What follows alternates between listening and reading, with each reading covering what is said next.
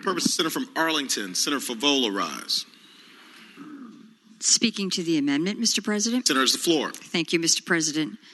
I do have the greatest respect for the senator from Bedford, and I do understand that he's trying to manage a process of change that I'm sure is very frightening to many people in his region and other regions throughout the Commonwealth. But there actually have been some studies on the impact of increasing the minimum wage, and even increasing the minimum wage in the manner in which we are proposing before us, the bill before us.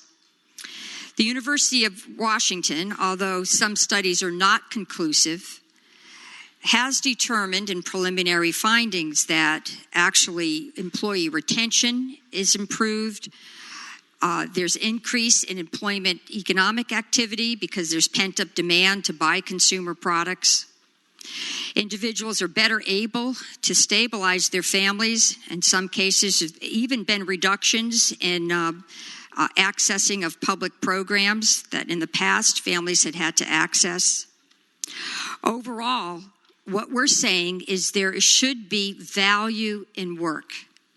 We should be saying to individuals, just because you may be working in retail or jobs that traditionally have not commanded high salaries, your work is still valuable, and you should be able to provide for your family without having to work 3 jobs. Everybody in this body has always espoused to put value and dignity in work. I think supporting a minimum wage says that work should be valued, and you should enjoy the dignity that comes with being able to provide adequately for your family. And you simply cannot do that on the minimum wage today. I believe this is a very measured approach that the Senate is offering. I'm not quite where the amendment is, but I do see the point that the senator from Bedford's attempting to make. I have to reaffirm that this is a process, and I'm not sure where we're going to end up, but I would like to start in a positive note, in a positive place as I see it. Thank you, Mr. President. Thank the senator. For what purpose is Senator from Hampton? Senator Locke rise. Thank you, Mr. President. I rise to speak against the amendment. Thank the senator. You have the floor. And the reason that I wanted to speak is my friend Congressman Bobby Scott was mentioned earlier. And the congressman had sent some information out with regard to a Congressional Budget Office study that talked about various studies relative to the minimum wage. And one of the things that he mentioned was that the minimum wage workers are transient. So when someone says or references job loss, it doesn't always mean that somebody will be permanently out of work. The time between jobs may be a little longer, but at the end of the year, virtually all minimum wage workers will be better off, because even if they miss a few weeks, they will be making a lot more per hour for the weeks that they work. And he indicated that the CBO report reviewed several existing studies and concluded that when my glasses are fogging up, concluded that they showed that on average a relatively negligible loss in jobs. 1.3 million out of over 150 million workers and 27 million who benefit from the minimum wage increase. Furthermore, 2 of the most recent studies cited, 2 out of the 3 studies cited, actually show a job increase if you raise the minimum wage because of increased economic activity generated by increased spending.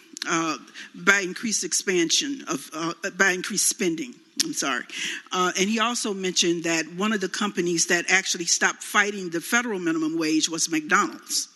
And it should be noted that Congressman Scott is the author of the federal minimum wage law.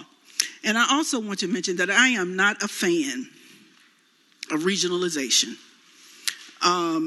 But I supported it primarily because I think we needed to get something out on minimum wage so that we would have some means of discussing where we were going with minimum wage. And I feel that if we do this regionalization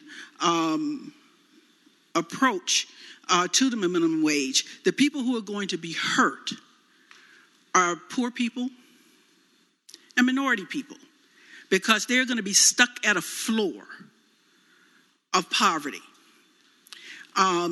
if we continue this whole approach to regionalization and regionalizing the minimum wage. And what we're saying to minority people and poor people is that you are not deserving of a wage above a certain level.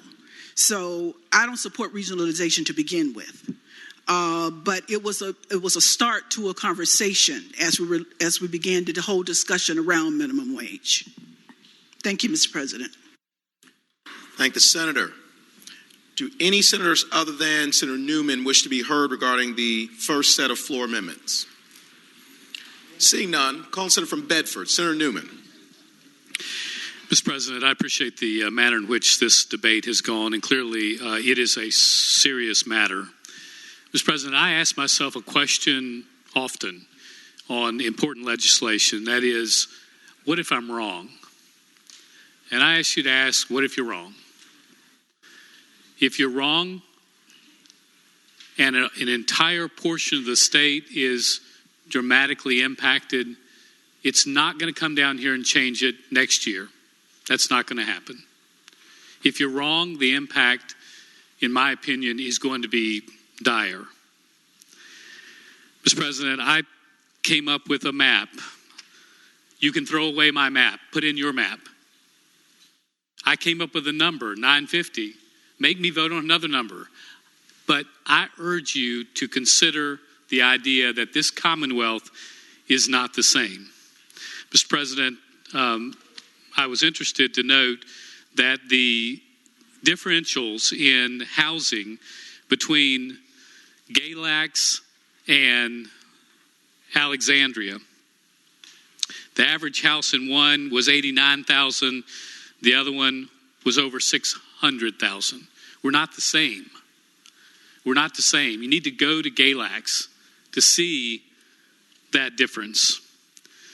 Mr. President, we've talked about the legislative process, and I appreciate it. Some of you have talked with me and others here, Senator Stanley and others, saying, I get you, I understand.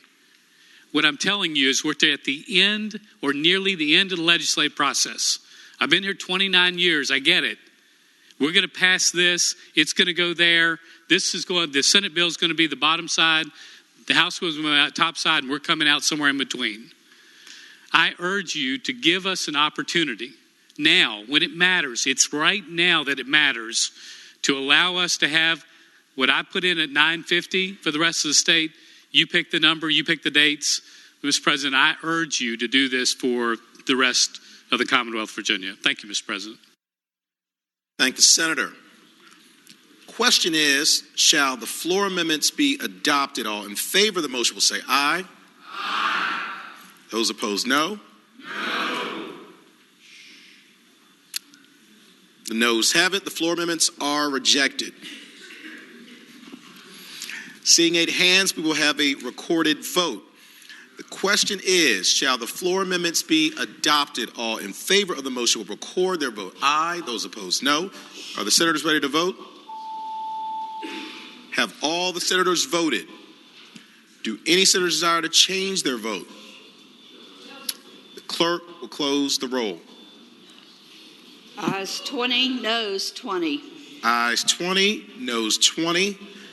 The chair, understanding the thoughtfulness of the amendments, votes no. Floor amendments fail.